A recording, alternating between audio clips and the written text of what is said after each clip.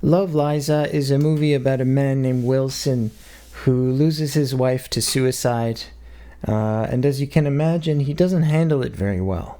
This is a very sad story, obviously, but it is presented with a lot of levity, and I would say that at times it can even be joyful, although there is always a sadness pervading over everything. Throughout the movie, Wilson acts out a lot. He starts huffing gasoline and he isolates himself, but he also makes some new friends and he sort of becomes a hobbyist. He gets really into remote control planes and stuff like that.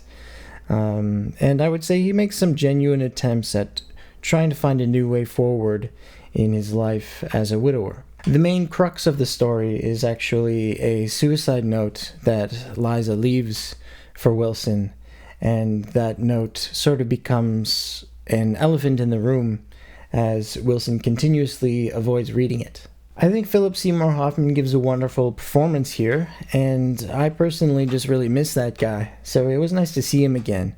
And I would say the way that he portrays Wilson makes him into a very lovable character.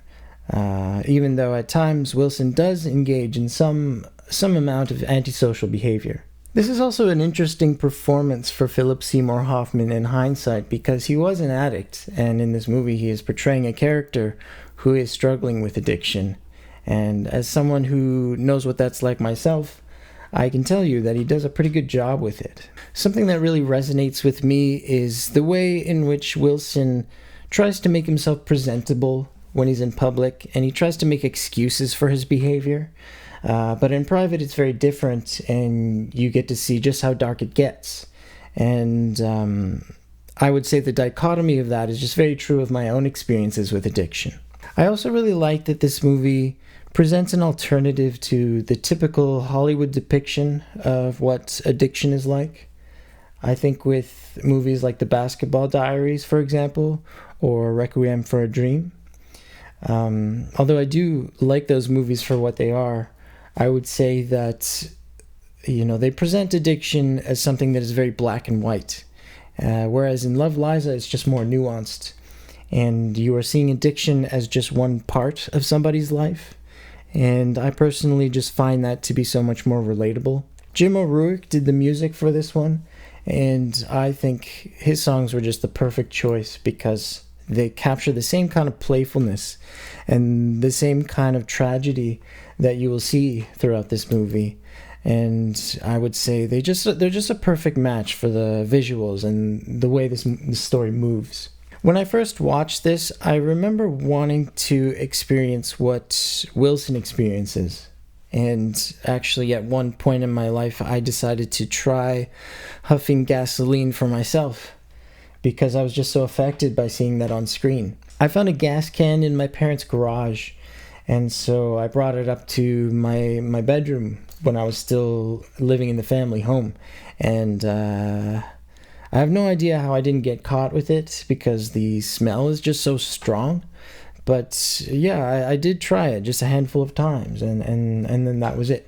And this probably goes without saying, but just don't huff gas, okay? It's You can very quickly give yourself a heart attack or a stroke or something like that, so just take it from me. What this movie has got me thinking about this time around is the ways in which I feel I'm responsible for my own life.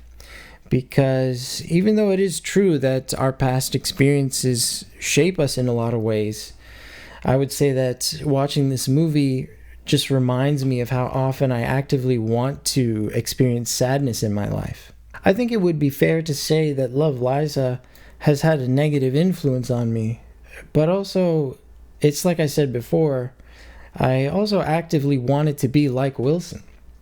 And I think that's on me. And it's not just the huffing gas thing. I also remember wanting to experience trauma in my love life even before I ever experienced a love life. I wanted to have strained relationships with other people just in general. And I also remember that in my private life, I just wanted to have a lot of secrets. And I also just wanted to do all the things that everybody else thought were really depressing, because those things just did not seem that depressing to me. And I think this all came from just this idea that experiencing tragedy was a way for me to also experience a fuller life. What I can say now, though, is that sadness does not appeal to me in the same way that it used to at all. And having watched Love Liza again, I can tell you that I never want to have to experience anything like what Wilson goes through in this movie. In fact, it's terrifying to think that I might have to, because who knows what can happen in life. And I think that's all I have to say about this one. I think Love Liza is a fantastic movie, and I think it's an underrated movie. And for me personally, I also find it to be somewhat comforting and relatable.